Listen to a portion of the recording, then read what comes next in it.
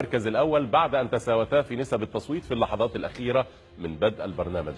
هما الرئيس الصومالي الجديد محمد عبد الله فرماجو وقائد حماس الجديد أيضا في غزة يحيى السنوار. صوت لهما 37% من المتابعين لكل منهما. بعدهما جاء نجم الكرة الأمريكية مايكل بينت كما أسلفنا ونال 16% من أصواتكم. في المركز الأخير حل مستشار الرئيس الأمريكي المستخيل مايكل فلين، حصل على 10% من الأصوات. إذن من الأسير رقم 1 في سجون الاحتلال يتحول القيادي في حماس يحيى السنوار إلى العدو رقم 1 لإسرائيل. أسق الصوماليون آمالا كبيرة على حكم الرئيس المنتخب محمد عبد الله فرماجو الذي يصفونه بالسياسي النزيه وحسن السمعة. عرف الصوماليون فرماجو حين كان رئيسا للحكومة عام 2010. فمن هو الرئيس الصومالي الجديد الذي اختاره جمهور الجزيرة هذا الأسبوع؟ شخصية هذا الأسبوع أيضا تغلبه على أكثر من 20 مرشحا لكرسي الرئاسة فاجأ كثيرين. الأكاديمي والسياسي محمد عبد الله فرماجو هو الآن الرئيس التاسع للصومال منذ استقلالها عام 60. لا يعد فرماجو غريبا عن مراكز صنع القرار في مقديشو، فقد سبق له أن شغل رئاسة الحكومة عام 2010 خلال ولاية الرئيس السابق شيخ شريف شيخ أحمد. لم يطل المقام بفرماجو رئيسا للوزراء، فبعد 7 أشهر فقط استقال من منصبه بموجب موائمات سياسية وضغوط إقليمية ودولية لنزع فتيل أزمة بين رئيس الصومال آنذاك ورئيس البرلمان. ورغم قصر عهده في الحكومة تمكن فرماجو من تحقيق إنجازات بقيت راسخة في أذهان الصوماليين. ففي عهده مثلا كانت الرواتب تصرف شهريا على خلاف الحكومات الأخرى.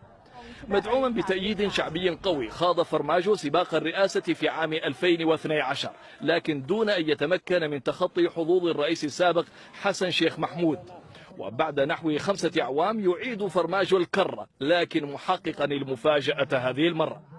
بالنظر إلى واقع الصومال وحال الصوماليين، فإن اكتساح فرماجو لانتخابات الرئاسة كان بالفعل احتمالا واردا بقوة. فنصف أعضاء البرلمان نواب جدد غالبيتهم من الشباب المتعطش للتغيير. أما الصوماليون فقد أنهكوا بفعل عقود الحرب الأهلية والمجاعة والفساد السياسي، وضاقوا ذرعا بالتدخلات الدولية والإقليمية التي تفرض عليهم من يحكمهم. عوامل عززت حظوظ فرماجو الذي يوصف بالنزاهة وحسن السمعة وبأنه لا يخضع لأجندات أحد. لنقترب أكثر من شخصية الرئيس فرماجو ودلالات فوزه وكذلك التحديات التي تنتظره وتنتظر الصومال معه. ينضم إلينا من مقديشو يوسف حسن رئيس تحرير صحيفة حقيقة تايمز ورئيس نادي الصحفيين الصوماليين، ومن لندن جوناثان أوفاي أنسا رئيس تحرير مجلة أفريكا بريفينج المعنية بالشؤون الأفريقية.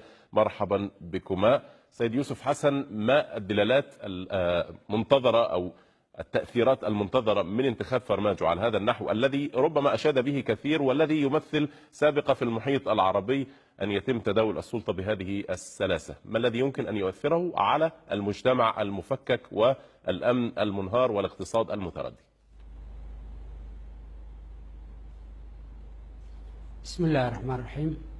أولا الرئيس فرماجو شخصية فرضت نفسها على الصوماليين، فرحبه معظم الصوماليين في أنحاء البلاد في الداخل وفي الخارج ترحيبا لم تشهد الصومال في السنوات الماضية. ثانيا من المنتظر من الرئيس فرماجو أن يقوم باستتاب الأمن في الصومال، حيث تشهد حاليا الصومال بإنفلات أمني شامل. فشلت الحكومات السابقة بتوحيد الصومال، ويتوقع أن يوحد فرماجو البلاد، خاصة المناطق الجنوبية التي كانت تشهد بحالة من عدم الاستقرار في 20 سنة الماضية.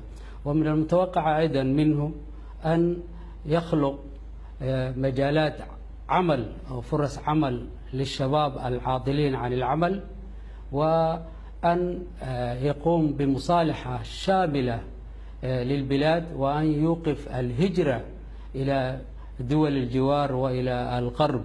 طيب على ذكر دول الجوار دعني أسأل السيد جوناثان من لندن. يعني الصومال يعيش أو يمثل نقطة كبيرة بالفعل في محيط زاخر بالاضطرابات وبالتجاذبات من هنا وهناك. هل تعتقد أن هناك تحديات إقليمية يمكن أن تقف أمام فرماجو وحلم إعادة الاستقرار لهذا البلد المنكوب بالحروب الأهلية منذ عقود؟ نعم، كما تعلمون أن البلاد قد جزئت إلى قبائل أو عشائر، بل وأفغاذ عشائر وأفغاذ الأفغاذ، وبالتالي فهذا هو ما عليه الوضع، ويسمى بدولة الصومال كدولة فيدرالية. وبالتالي ما ينبغي أن يقوم به السيد فرماجو حاليا هو أن يوحد ويجمع العشائر أو القبائل المختلفة ليجعلها دولة واحدة موحدة. ومأخذ المثال من صومالي لاند وبورتلاند الذين استطاعوا أن يوحدوا صفوف بلادهم. إذن هذا واحد التحديات تواجه السيد فرماجو حاليا، وهي أن يجمع مختلف العشائر والقبائل سوية ليشكلوا دولة واحدة موحدة. طيب هذا يعيدنا إلى الملف الداخلي أو الحالة الداخلية في الصومال من جديد. أسأل ضيفنا من مقديشو يوسف حسن، ما أوراق القوة التي يمتلكها فرماجو في هذه اللحظة على كافة المؤشرات الخاصة بالتنمية، تعليم وصحة واقتصاد، تقبع أو يقبع الصومال في ذيل دول العالم؟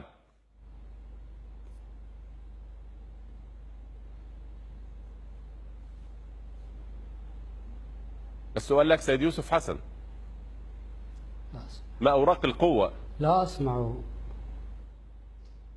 طيب دعني أطرح نفس السؤال على ضيفنا من لندن، ما أوراق القوة التي بين يدي السيد فرماجو ليتم مهمته على النحو الذي يرجوه كثير من الصوماليين؟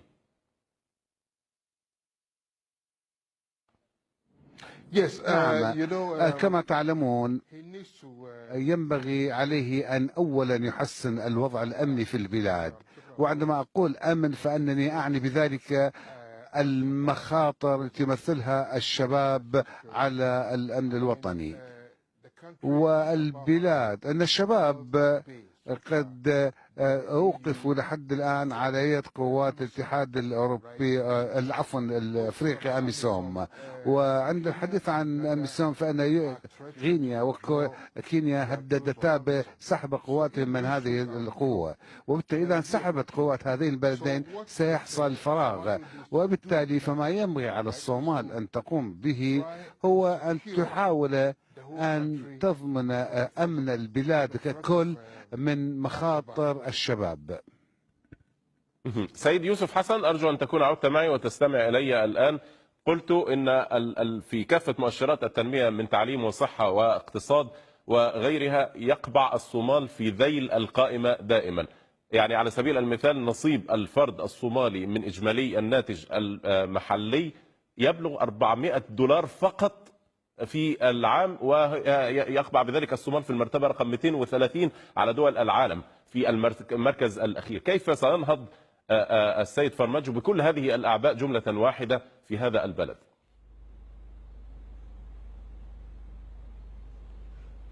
والله الرئيس محمد عبد الله فرماجو أمامه تحديات واسعة وكثيرة. أول هذه التحديات من حيث التنمية، الصومال هي من أفقر البلاد حاليا. مرتبات الموظفين لا يدفع في الوقت المحدد، وأكثر من 9 شهور مثلا لم يدفع لمستحقات ومرتبات الموظفين الحكوميين، وهذا ما ينتظر منه أول تحدي له. ولا يوجد إمكانيات يستطيع فرماجو أن يدفع بهذه المرتبات. وكذلك التعليم يتطلب إلى إمكانيات اقتصادية هائلة، ولا يوجد ذلك حاليا. فمن المنتظر والمتوقع منه أن يجد أموال إنفاق التعليم، وكذلك الصحة سيئة جدا. المستشفيات العامة لا يوجد فيها أطباء ولا يوجد فيها الأجهزة اللازمة. شكرا جزيلا فمن لك. المفترض من الرئيس فرماجو أن يوفر للصوماليين كل هذا، وهذا ليس ممكنا في الوقت الحالي. حسن رئيس تحرير صحيفة حقيقة تايمز كان معنا من مقديشو، ورئيس نادي الصحفيين الصوماليين. أشكرك شكرا جزيلا على هذه المشاركة، وأشكر ضيفنا من لندن جوناثان أوفاي أنسا رئيس تحرير مجلة أفريكا بريفنج المعنية بالشؤون الأفريقية. بعد الكشف عن شخصية الأسبوع تعالوا نتعرف بعد الفاصل على أهم أحداثه وفقا لتصويتكم. هل هو اشتعال المعارك في الجبهة الجنوبية في سوريا بعد أشهر طويلة من الهدوء، أم زيارة الرئيس الإيراني حسن روحاني إلى الخليج